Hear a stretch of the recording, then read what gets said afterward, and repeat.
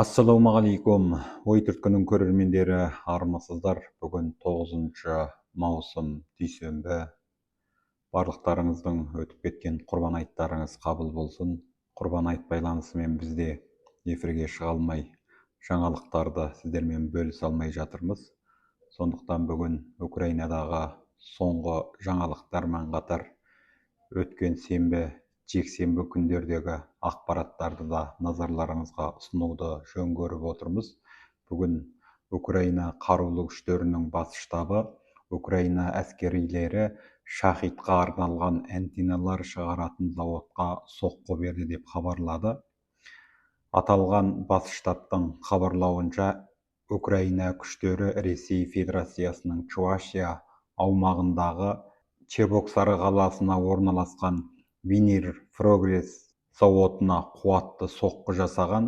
Бұл әскери өнеркәсіптік кешен навигациялық жабдықтарды өндіретін нысан. Сол себепті де Украина қарулы күштері осы нысанға ауқымды соққы берген. Телеграм арналарында тарап жатқан ақпараттарға қарағанда, Украина дрондарының соққысынан кейін зауытта ауқымды өрт шыққан. Сонымен қатар бүгін Украина тарапы Украина қарулы күштері Ресейдің жойғыш ұшақтары орналасқан әуежайларға соққы берді деп хабарлады. Яғни Новогород облысындағы әуежайға соққы жасап, осы әуежайда тұрған Кинжал құрлыға ұшатын зымырандары бар МиГ-31К ұшағын қиратқан. Соққыдан кем дегенде 2 ұшақ МиГ-31 және Су-30 немесе Су-34 ұшақтарының көзі жойылғаны айтылып жатыр. Сонымен қатар Украина қарулы күштері Қазан қаласындағы лак шығаратын зауытқа да соққы жасаған көрінеді. Бүгін таңертең Қазан қаласында ұшқышсыз ұшақтардың шабуылына байланысты әуе шабуылынан сақтану дабылы қосылған болатын. Содан кейін көп өтпей Қазандағы лак шығаратын зауытта өрт басталған.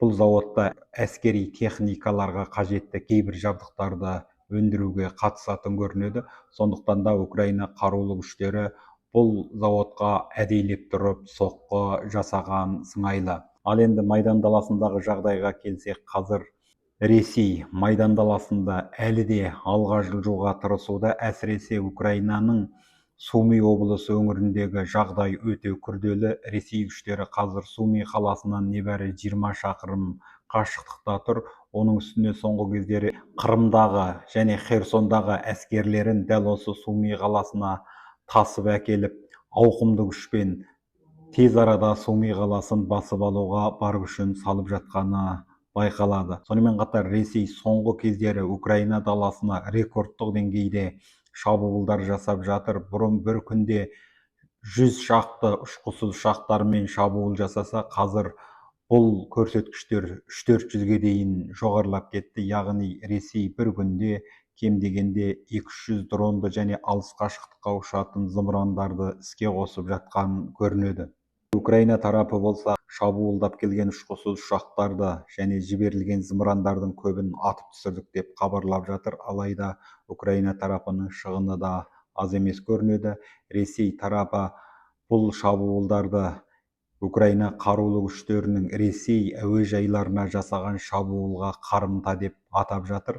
Дегенмен ақш Ресейдің Украинаға қарымта шабуылды әлі бастамағанын айтуда. Яғни Ресей Украинаның өткен аптада Ресейдің 5 бірдей әуежайына соққы жасап, стратегиялық бомбалаушы ұшақтарын жойған әрекетіне әлі қатаң жауап қайтарған жоқ. Қазіргі жасалып жатқан шабуылдар осы жауаптың алдындағы кәдімгі шабуылдардың бірі деп санайтынын айтуда. Естеріңізде болса, 1 маусым күні Украина қарулы күштері ұшқышсыз ұшақтармен Ресейдің 5 бірдей әуежайына шабуыл жасап, Ресейдің стратегиялық бомбалаушы ұшақтарынан 41 данасын қираттық деп хабарлаған болатын. Қазірге дейін Украина тарапы 4 әуежайдағы шабуылдың видеосын жариялады. Осы бейнебаяндардың өзінен ақ Украинаның Ресейдің 15-тен артық жойғыш ұшақтарының күлін көк ұшырғанын көруге болады. Кеше Рейтер агенттігі Украинаның осы реткі шабуылынан Ресей 20 жойғыш ұшағынан айырылды деп хабарлады. Соңғы деректерге қарағанда, нақтылап айтқанда, әуедегі жасанды жер серіктерінен түсірілген суреттерге қарағанда, Ресей енді жойғыш ұшақтарын ұшқышсыз ұшақтардың шабуылынан қорғайтын жабындымен қаптауға кіріскен. Естеріңізде болса, соғыс басталғаннан кейін көп өтпей Украина қарулы күштерінің ұшқышсыз ұшақтарды қолданып, Ресей танктеріне, бронды техникаларына сілейте соққы беруіне байланысты Ресей өзінің танктерін, бронды техникаларының сыртын темір тормен орап, ұшқышсыз ұшақтардың шабуылынан қолдануға көшкен болатын. Енді міне Ресей қазір осы тәсілді жойғыш ұшақтарына да қолдана бастаған тәрізді. Жексенбі күні Украина президенті Зеленский сұхбат бергенде, ақш әу баста Украинаға бермек болған 20.000 дана зымыранды Украинаға бермей, таяу шығысқа бере салғанын мәлімдеді. Зеленскийдің сөзінше, Киевтің ақштың бұған дейінгі әкімшілігі мен Ресейдің дрондарына қарсы күресу үшін Украина ақштан 20.000 зымыран алатыны жайлы келісімі болған. Біз осы 20.000 зымыранға сенім артқан едік. Бүгін таңертең менің қорғаныс министрім ақш бұл зымырандарды таяу шығысқа жөнелткенін айтты, деді Украина президенті Зеленский. Бірақ ол зымырандардың нақты қай елге берілгенін және оларды Украинаға жеткізу жайлы ресми келісім жасалды ма, әлде ауызша уағдаластық қана болды ма, ол жағын ашып айтқан жоқ. 5 маусымда The Wall Street Journal газеті ақш қорғаныс министрлігінің құжаттарына сүйене отырып, Дональд Трамп әкімшілігі бастапқыда Украинаға жібермек болған дронға қарсы қаруды таяу шығысқа орналасқан ақштық әскери күштерге беру туралы шешім қабылдағанын хабарлаған болатын. Қазірге дейін ақш әкімшілігі Зеленскийдің сөзіне де, газеттің мақаласына да ешқандай пікір білдірген жоқ. Тағы бір айта кететін маңызды жаңалық, өткен аптаның соңында Украина қарулы күштері Ресейдің Су-35 жойғыш ұшағын атып түсіргенін хабарлаған болатын. Су-35 жойғыш ұшағының атып түсірілгенін Ресей тарапы да растады. Украина тарапы аталған ұшақтың атып түсірілген видеосын да жариялаған болатын. Ресей болса, Курск аспанында Су-35 ұшағы құлады деп хабарлаған еді.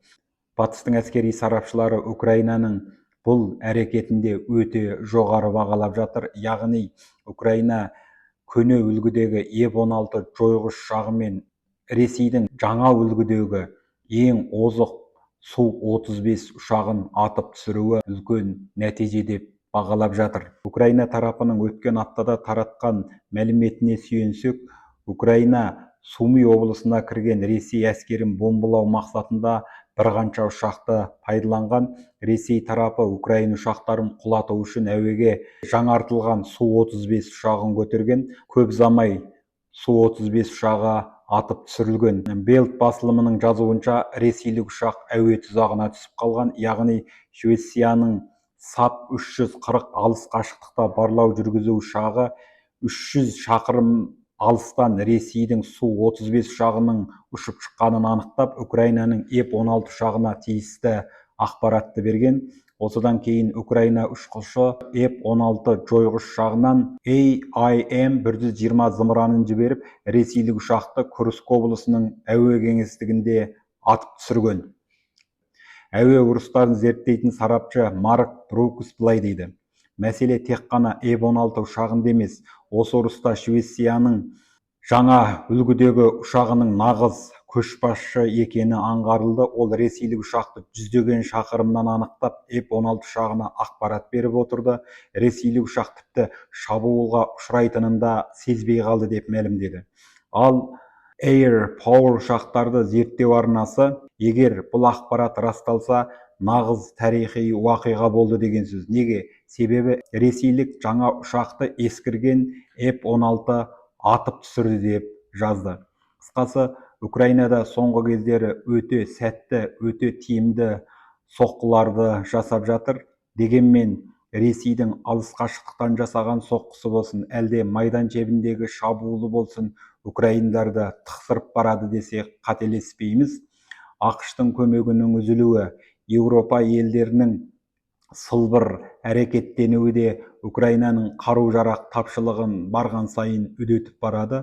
Украина қарулы күштері өз майдан шептерін берік сақтауға қанша тырысқанымен, әскері және техникасы басым Ресей түбінде Харков және Суми облыстарында басып алуы мүмкін деген болжам қазірдің өзінде де айтылып жатыр. Қазірше айтарымыз осы. Ықыластарыңызға рахмет. Келесі кездескенше сау саламат болыңыздар. Еліміз аман, жұртымыз тыныш болсын.